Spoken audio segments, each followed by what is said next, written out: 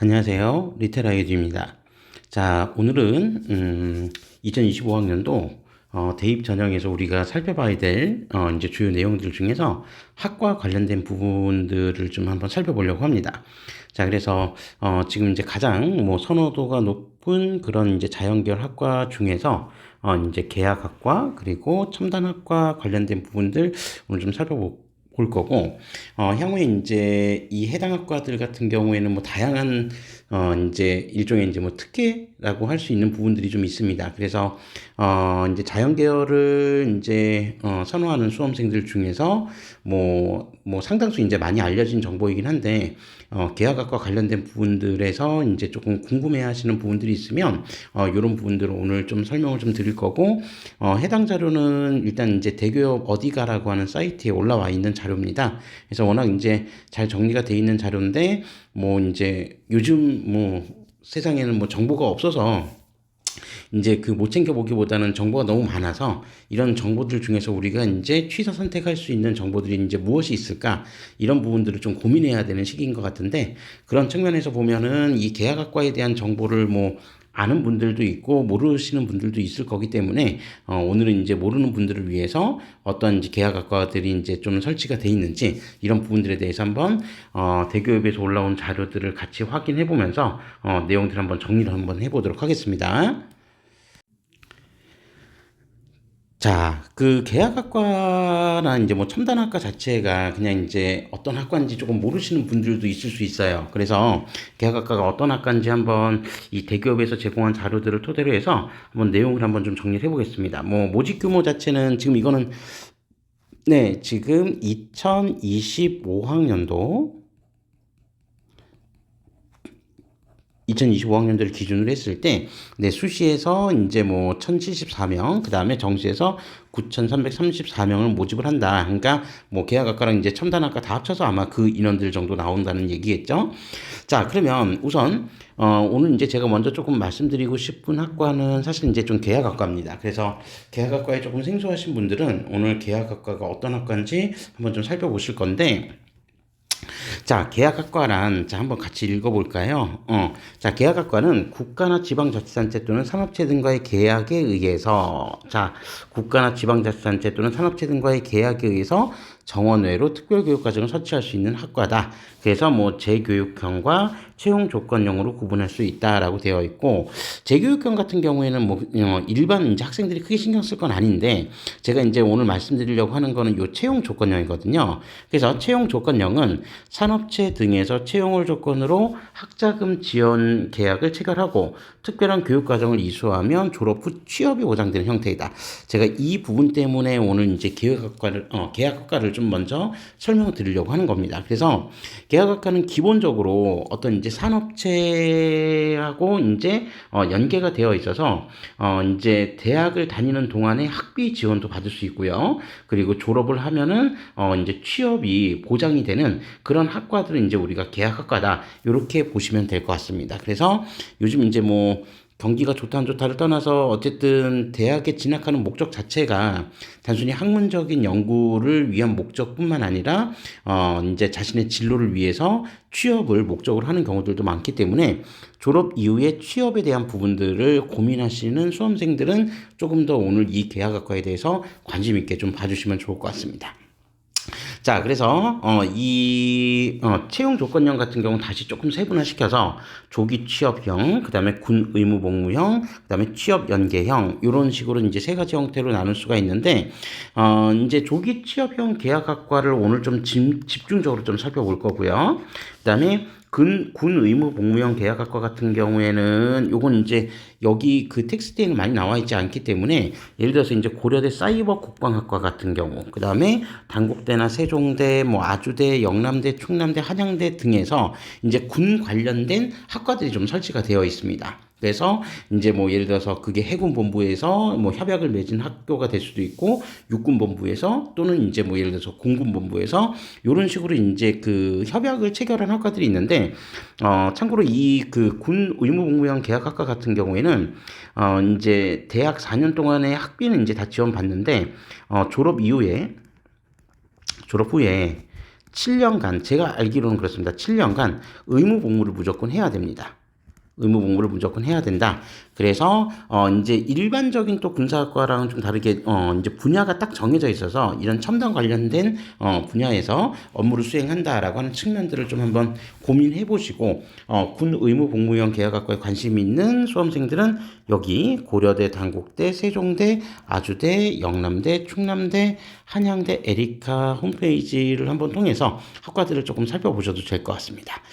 자, 그다음에 기업체 취업형 계약학과 같은 경우에는 요건 이제 또 일정 부분 업무 협약을 맺어서 이제 근무를 하는데 조기 취업형 계약학과하고 그다음에 기업체 취업형 계약학과 같은 경우에 조금 차이점 중에 하나라고 한다면 이 기업체 취업형 계약학과 같은 경우는 이거 발음하기가 어렵네요. 기업체 취업형 계약학과 같은 경우는 이제 보통 대학교 한 2학년 때부터 협약을 맺은 기업체에 가서 이제 뭐 실제로 이제 그 근무 같은 경우를 하기도 하고 이제 교육 같은 경우를 받기도 합니다. 그래서 조금 더 이제 실무 중심형 이제 학교를 다니면서 실무 중심형으로 이제 보통 그 진로를 연계하는 학과들이 이제 기업체 취업형 계약학과라고 보시면 되고, 조기 취업형 계약학과 같은 경우에는 이제 우리가 흔히 얘기하는 반도체 공학과 관련된 이런 학과들이 거의 대부분 다 조기 취업형 계약학과다. 이렇게 생각하시면 될 것 같습니다. 자, 그러면 2025학년도 자 기업체 취업형 계약학과 이제 전형별 선발 인원에 대한 부분들을 한번 먼저 살펴보도록 하겠습니다. 자, 일단 이제 뭐 보시면 아시겠지만 학교들도 상당히 이제 우리가 이제 흔히 얘기하는 아주 서울의 메이저 대학교들을 중심으로 많이 깔려 있습니다. 메이저 대학교 중심으로 많이 깔려 있고, 뭐 서경대나 숭실대도 있는데, 일단 이제 뭐 기본적으로 학과들 한번 보시면 아시겠지만 반도체 공학과 고려대 같은 경우, 그다음에 고려대의 계약학과 같은 경우 스마트 모빌리티 학과라고 해서 또 현대자동차와 연계되어 있는 계약학과도 있습니다. 그리고 차세대 통신학과라고 해서 역시 삼성전자하고 또 그 협약이 체결되어 있는 학과들도 있고요. 그다음에 서강대에는 시스템 반도체, 그러니까 거의 대부분 다 사실은 반도체 공학 쪽 관련된 부분들이 상당수 많습니다. 성균관대는 뭐 워낙 반도체 시스템 공학 같은 경우가 유명했던 그 학과였기 때문에 뭐 그렇다고 보시면 되고, 지능형 소프트웨어학, 그다음에 이제 반도체 공학만 좀 먼저 설명드리겠습니다. 이렇게 반도체 공학, 네, 그다음에 포스텍의 반도체 공학, 그다음에 이제 우리가 흔히 얘기하는 과기원들이죠. 과기원들인데 카이스트를 제외한 디지스트나 지스트나 유니스트 같은 경우는 작년에 이제 신설이 됐었던 학과들이었습니다. 그래서 여기는 이제 좀 특이하게 4년제가 아니라 학석사 통합제라고 해서 5년제로 이제 기본적으로 수업을 받게 되는데, 뭐 과기원 같은 경우가 이제 뭐 과기원 지원에 대해서 생각하시는 분들, 고려하시는 분들 아시겠지만 기본적으로 과기원 자체는 무학과제로 운영을 합니다. 무학과제, 그러니까 지원 자체를 무학과제로 지원을 해야 되는데, 신입생 선발을 할 때, 그러니까 학과 선택을 할 수가 없죠. 그런데 반도체 공학을 지원하고 싶으면 요거는 별도로 지원을 해야 됩니다.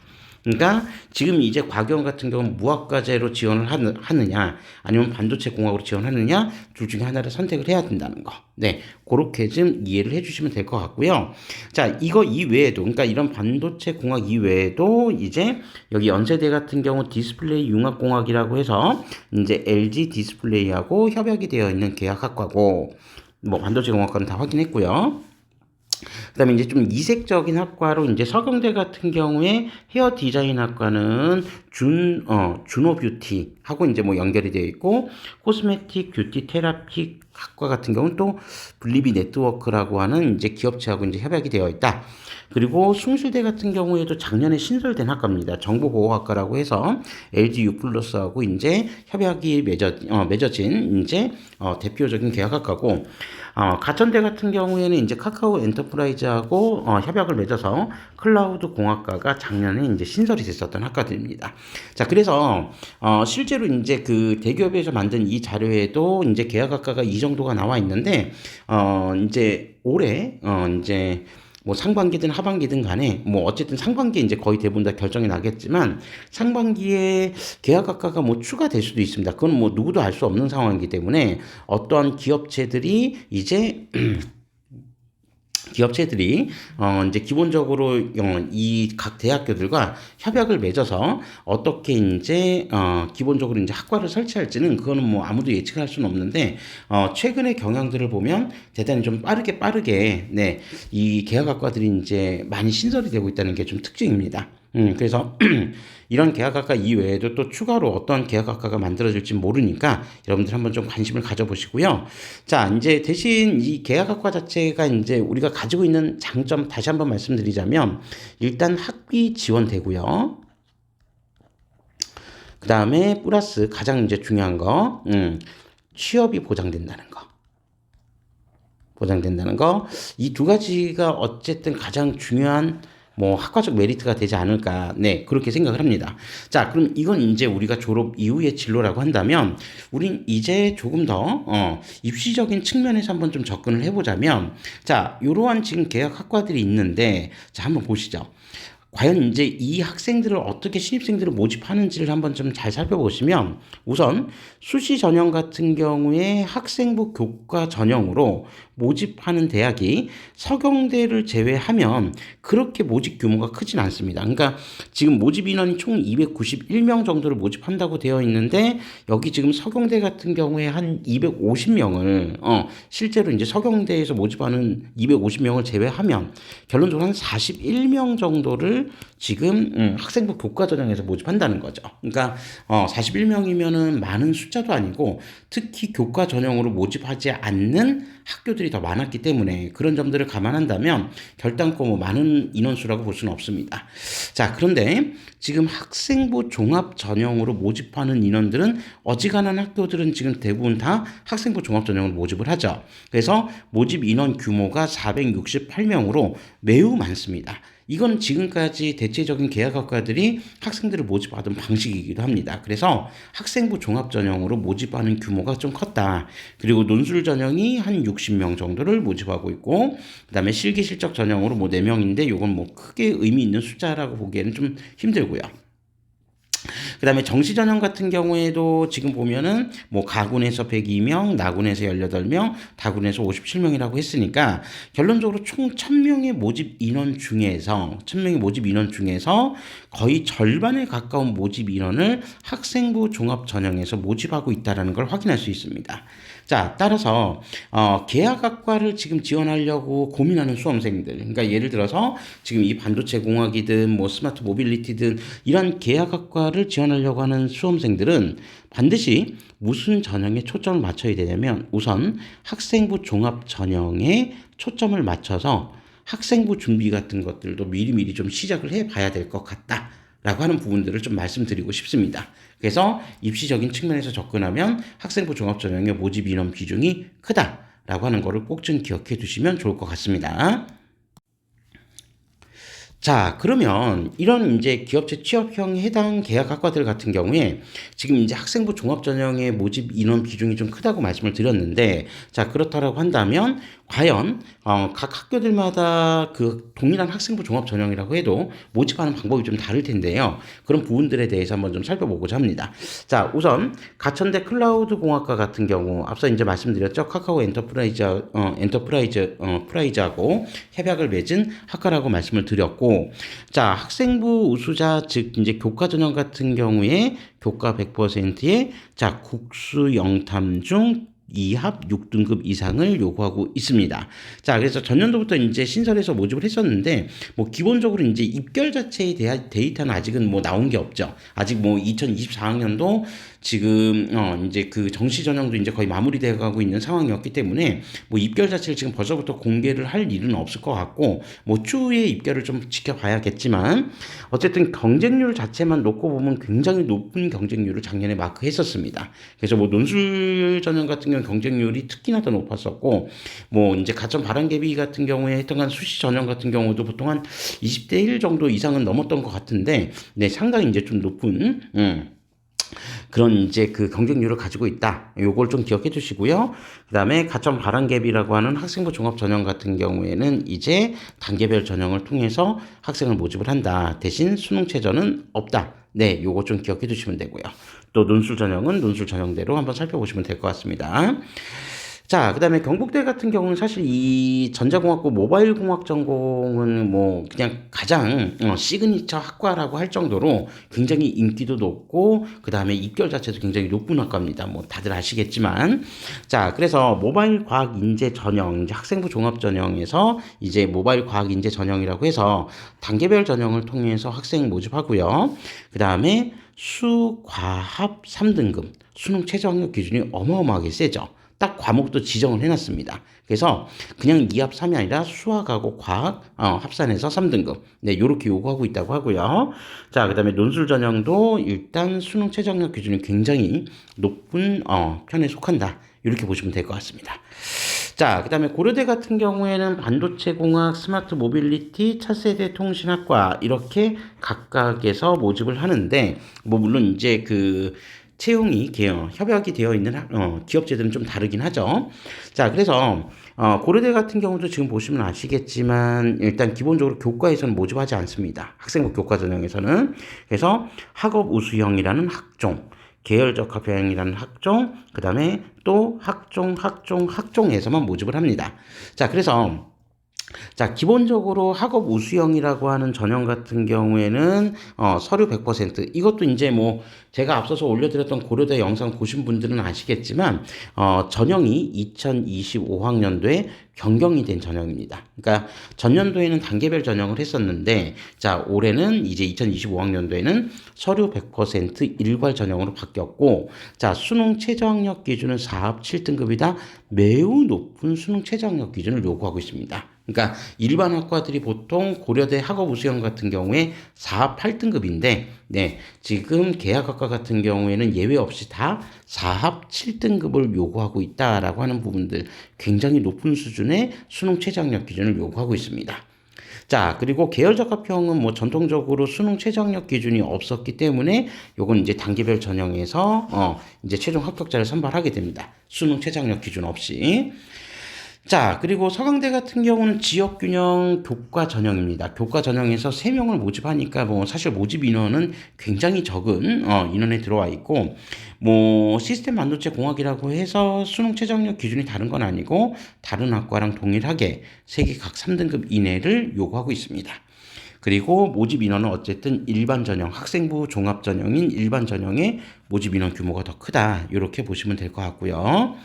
자, 그 다음에 서경대 같은 경우에는 학생부 종합 전형 없이 학생부 교과 전형으로만 100%다 모집을 했습니다. 그래서 교과 80과 산업체 매칭 20, 네, 이렇게 합산해서 모집을 하고요. 자, 그 다음에 성균관대 같은 경우에는 이제 탐구형, 그 다음에 과학인재 전형, 그 다음에 논술 우수 전형에서 각각 모집을 하고 교과 전형은 역시 없습니다. 자, 그래서 이렇게 이제 모집하는 방법들이 지금 보시면 아시겠지만 거의 대부분 다 지금 학생부 종합 전형으로 정말 모집을 하고 있다. 네, 이런 부분들을 좀 확인하실 수 있죠. 그리고 숭실대 작년에 이제 신설되었던 정보보호학과도 역시 학생부 종합 전형에서 네, 실시하는데 수능 최저학력 기준은 없고요. 그다음에 연세대 같은 경우는 학종에서 그러니까 추천형은 교과 전형인데 네, 교과 전형 같은 경우에 올해 뭐 아시겠지만 2025학년도에 이제 전형이 바뀌어서 수능 최저가 신설이 됐죠. 그죠? 그래서 수능 최저 학력 기준 요구하고 있다는 거. 그리고 학생부 종합 전형인 활동 우수형에서도 역시 수능 최저 학력 기준을 요구한다는 점, 네, 그런 부분들을 좀 한번 확인해 보시면 될 것 같습니다. 그리고 한양대 같은 경우에도 이제 추천형 같은 경우 올해 수능 최저가 신설이 됐다는 점, 요거 앞선 저의 이제 동영상들에서 다 알려드렸던 부분들이기 때문에 그런 부분들 영상을 좀 참고해 보셔도 될 것 같습니다. 네, 그래서 이렇게 이제 쭉 이제 뭐 과경 같은 경우에는 따로 수능 최저학력 기준을 적용하지는 않고 포스텍 같은 경우에는 수능 최저학력 기준을 적용하는 투 전형이 따로 있다. 네, 이렇게 좀 이제 보시면 되는데 결론적으로 정리해서 말씀드리자면. 자, 이런 부분입니다. 그러니까 반도체 공학과 관련된 그러니까 기본적으로 우리가 이제 계약학과라고 해서 반도체 공학과 관련된 이제 어떤 첨단 학과는 첨단학과는 계약학과는 기본적으로 학종의 비중이 압도적으로 높다. 네. 학종의 비중이 압도적으로 높다라는 걸 확인할 수 있었고, 두 번째, 자, 수시 비중이 정시 비중보다도 높습니다. 그러니까 모집 시기별로 보면은 뭐 학종 비중이 워낙 높았기 때문에 수시 비중이 정시 비중보다 높은 거는 지나치게 뭐 당연한 내용이겠죠. 그죠? 자, 그런 부분으로 좀 높다라는 것도 확인할 수 있었고요. 자, 그다음에 세 번째. 수능 최저학력 기준이 있는 대학들이 있는데 대체적으로 평균적으로 보면 수능 최저학력 기준이 매우 높다. 네, 요것도 일단 특징 중에 하나라고 보시면 되겠습니다. 자, 그리고 요걸 1번, 2번, 3번, 그리고 4번 경쟁률 또한 매우 높습니다. 학과에 대한 메리트 때문에. 자, 그리고 다섯 번째 입결도 매우 높습니다. 물론 이제 2024학년도 입결이 나온 거는 아니지만 2023학년도 입결을 기준으로 했을 때를 한번 살펴보면 당시 이제 한양대 같은 경우가 학생부 교과 전형에서 뭐 이제 수능 최저 없이 학생들을 모집을 했었을 때 보통 한 1.03 정도 입결이, 그다음에 연세대가 교과 전형에서 수능 최저 학력 기준 적용하지 않고 이제 구술 면접으로 치렀을 때도 대략 한 1.4인가 1.5 정도 나왔었던 걸로 제가 기억을 하고 있거든요. 그러니까 그 정도로 어쨌든 입결도 상당히 높은 수준이다라고 하는 부분들. 그러니까 이렇게 여러 가지 혜택이 있는 만큼 그만큼 준비 과정도 대단히 중요하다라고 하는 부분들을 좀 염두에 두시면 될 것 같습니다. 그래서 학생부 종합전형의 비중이 높다 보니 아무래도 이제 그 활동 관리, 그러니까 생기부의 활동 관리도 중요하고, 그다음에 관련된 교과 성적들 안정적으로 계속 1등급을 유지하는 것들도 정말 대단히 중요하다라고 하는 것들을 좀 염두에 두시고, 이런 학교들에 이런 학과들이 설치되어 있다는 부분들을 좀 확인을 하신 다음에 정말 이제 추후에 졸업 이후에 어떤 취업이나 이런 부분들에 대해서 크게 고민하지 않고 내가 정말 어떤 반도체 공학 연구원으로 한번 생활해보고 싶다라고 했을 때는 이런 학과들이 조금 여러분들에게 좋은 기회가 되지 않을까 이런 생각을 하고 있습니다. 그런 부분으로 좀 잘 준비하시기를 바라고, 다음 시간에는 이제 주로 이제 첨단학과나, 그 다음에, 일부 이제 이 계약학과 관련된 또 다른 일부 부분들을 좀 살펴보면서 내용들을 좀 정리해보는 시간을 가져보도록 하겠습니다. 네. 조금 뭐, 횡설수설한 부분들도 좀 있는 것 같은데, 어쨌든 이제, 이 계약학과라는 정보를 좀 드리기 위해서, 네, 안내하는 영상이니까 그런 정도로 좀 참고해 주시면, 감사하겠습니다. 네. 시청해 주셔서 감사합니다.